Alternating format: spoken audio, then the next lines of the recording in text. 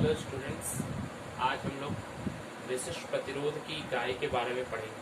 पिछले क्लास में हम लोगों ने विशिष्ट प्रतिरोध की परिभाषा को पढ़ा।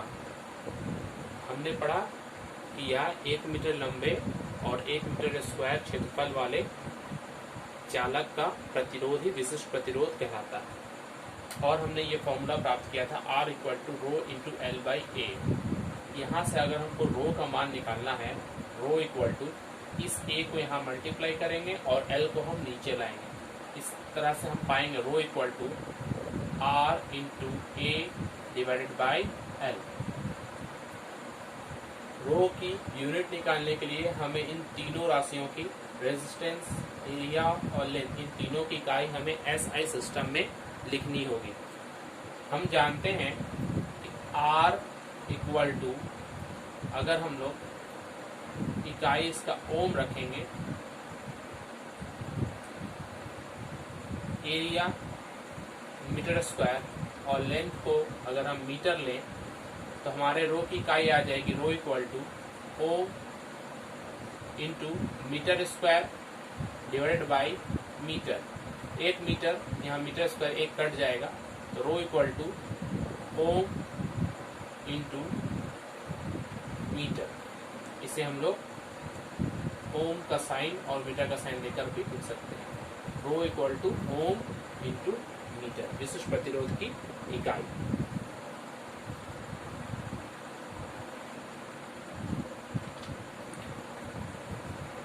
बीस डिग्री सेंटीग्रेड तापक्रम पर अलग अलग पदार्थों का विशिष्ट प्रतिरोध कितना होता है, ये हम देख रहे हैं।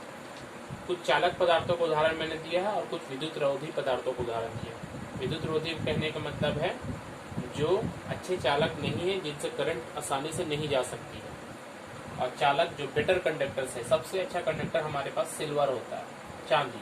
सिल्वर का 20 डिग्री सेंटीग्रेड तापक्रम पर विशिष्ट प्रतिरोध है 1.60 इंटू 10⁻⁸ ओम मीटर। कॉपर तांबे के लिए थोड़ा सा अधिक है 1.62 इंटू 10⁻⁸, और एल्यूमिनियम का इन दोनों से अधिक है 2.63 इंटू 10⁻⁸ ओम मीटर। जैसे जैसे रो का मान, ये सब रो का मान है, जैसे जैसे रो यानी कि विशिष्ट प्रतिरोध का मान बढ़ता है उसका प्रतिरोध भी बढ़ेगा। प्रतिरोध बढ़ने का मतलब है कि वो अच्छा चालक नहीं है। यहाँ पर जिसका जितना कम प्रतिरोधकता है, सिल्वर का सबसे कम है, देखिए 1.60 सबसे कम ये है, इसलिए ये सबसे अच्छा चालक है। इसमें विद्युत धारा आसानी से ट्रेवल करती है। विद्युत रोधी पदार्थों में देखिए कांच और हीरा। हम जानते हैं कि कांच और हीरा बैड कंडक्टर ऑफ इलेक्ट्रिसिटी है, इसलिए इनके इंसुलेटर के रूप में भी हम लोग इस्तेमाल करते हैं। इनका देखिए 10⁻10 है, ये माइनस में था और ये प्लस में है। प्लस मतलब बहुत ज्यादा पावर है, इससे बहुत ज्यादा, बहुत करोड़ों लाखों गुना अधिक है।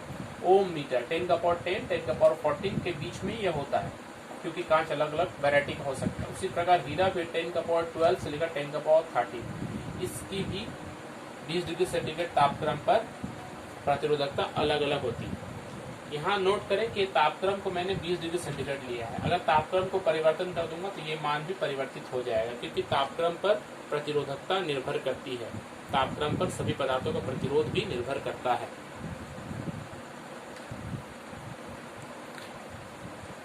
विशिष्ट प्रतिरोध की इकाई पर आधारित हम लोग कुछ क्वेश्चंस कर रहे हैं।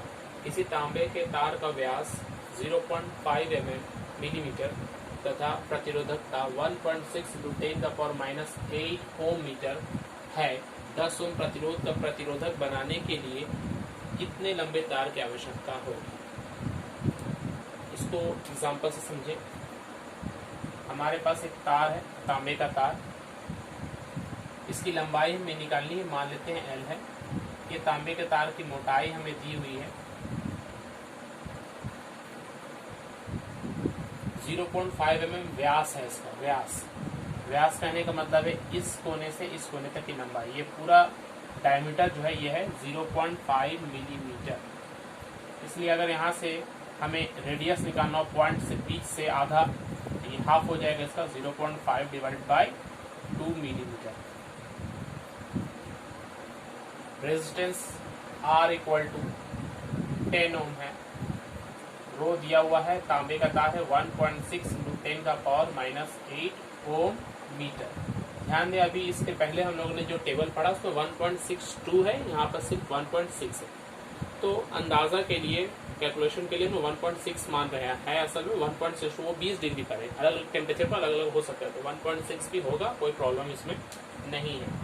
तो हम लोग वो फॉर्मूला पहले जो जानते हैं रेजिस्टेंस का, R equal to rho into L by A. हमें एल लंबाई निकालनी है, तो R into A divide by rho हो जाएगा। ये R एक ऊपर चला गया मल्टीप्लाई, नीचे में rho L, therefore L equal to R into A by rho. R यहाँ पर हमारे लिए 10 दिया हुआ है, और area of cross section, area of cross section यहाँ निकाल कर बता रहा हूँ, पाई आर स्क्वायर फॉर्मूला होता है, पाई आर स्क्वायर। पाई का वैल्यू हम लोग यहाँ 22/7 भी ले सकते हैं, 3.14 ले सकते हैं, तो हम लोग 3.14 को ही लिख रहे हैं।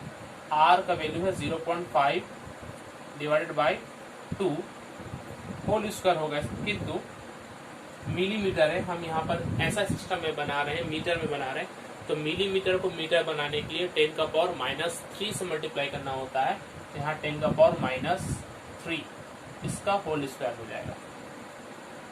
इसको और कैलकुलेशन कर लें, एरिया इक्वल टू 3.14 इंटू 0.5 है, अगर इसको हम 5 कर दें तो ये एक पॉइंट इसको दे देगा, पॉइंट में -4 हो जाएगा, एक पावर बढ़ जाएगा इसका, क्योंकि पॉइंट हटाएंगे तो नीचे एक 10 आएगा, और नीचे जैसे कि यहाँ देखिए पॉइंट हटा रहा हूँ, एक नीचे 10 आया, तो -3 और एक डिवाइडेड बाई 10 तो -4 हो गया, और यहाँ पर 2। A इक्वल टू 3.14, 5 का स्क्वायर 25 और 2 का 4 और 10 का पावर -4 है, इसका स्क्वायर करेंगे 10 का पावर -8 मीटर स्क्वायर, ये एरिया होता है। एरिया की जगह में हम लोग इतना बड़ा टर्म लिख सकते हैं, इंटू 3.14 इंटू 25 इंटू 10 का पावर -8 डिवाइडेड बाई, एक 4 है यहाँ पर ध्यान रखें, तो ये 4 दे दिया, इंटू रो का मान दिया हुआ है 1.6, यहाँ भी देखिए 1.6 10 का पावर -8 कट गया, 1.6 यहाँ 3.14, तो 3.14 को लगभग 3.2 के जैसा अगर हम समझे, कैलकुलेशन को आसान करने के लिए हम इसे 3.2 मान सकते हैं, तो 1.6 और 3.2 ये लगभग 1.6 इसका डबल हो जाएगा, तो ये 1 टाइम और ये लगभग 2 टाइम्स में चला गया। अब यहाँ पर देख लें, ऊपर के मल्टीप्लाई कर लें, 25 और 2 50, 500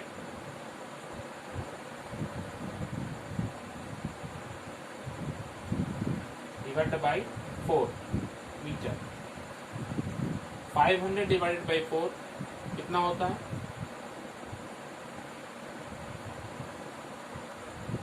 10 और 2 8 125 मीटर, 125 मीटर लंबा हमें तार लेना होगा, जो कि बहुत ही लंबा हो सकता है, बहुत लंबा, क्योंकि हमने तांबे का तार का प्रयोग किया, तांबे का तार का प्रतिरोध बहुत ही कम होता है, तो 10 ओम का प्रतिरोध भी बहुत बड़ा है इसके लिए, जिसके लिए हमें लंबाई बहुत ही बड़ी लेनी होगी। इसी क्वेश्चन का एक सेकंड पार्ट आप देख लें, यदि 2 गुने व्यास का तार लें तो प्रतिरोध में क्या अंतर होगा।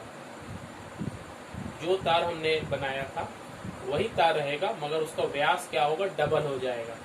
तो व्यास डबल हो जाने का मतलब है एरिया कैसे चेंज होगा, हम देख लें पहले। एरिया जो होता है वो फॉर्मूला होता है पाई आर स्क्वायर, आर यहाँ अर्ध व्यास है, अगर व्यास को 2 गुना कर रहे हैं तो अर्ध व्यास भी सिंपल है, वो भी 2 गुना होगा। तो अगर हम आर को डबल कर दें तो एरिया हमारा जो हो जाएगा, नेक्स्ट एरिया A1 जो हो जाएगा, पाई इंटू 2r स्क्वायर, 2 का स्क्वायर करेंगे तो 4 सामने लिख देंगे, 4 पाई आर स्क्वायर। तो देखते हैं ये जो एरिया है ये 4 गुना पहले की तुलना में 4 गुना बढ़ गया था, A1 is equal to 4A, area 4 गुना बढ़ गया। एरिया अगर 4 गुना बढ़ जाए तो प्रतिरोध में क्या फर्क पड़ेगा, लंबाई जो है फिक्स, लंबाई को हम चेंज नहीं कर रहे हैं। R equal is proportional to 1/A, area बढ़ाने पर प्रतिरोध घटता है, विलोम अनुपात। एरिया को अगर हम 4 गुना बढ़ाएंगे तो प्रतिरोध क्या होगा, 4 गुना घट जाएगा। तो प्रतिरोध हो जाएगा, अभी जो नया प्रतिरोध होगा वो पहले की तुलना में 4 गुना कम हो जाएगा, क्योंकि हमने एरिया को 4 गुना बढ़ाया है। तो रेजिस्टेंस पहले था 10, अभी हो जाएगा 4, 10/4। R1 equal to 2.5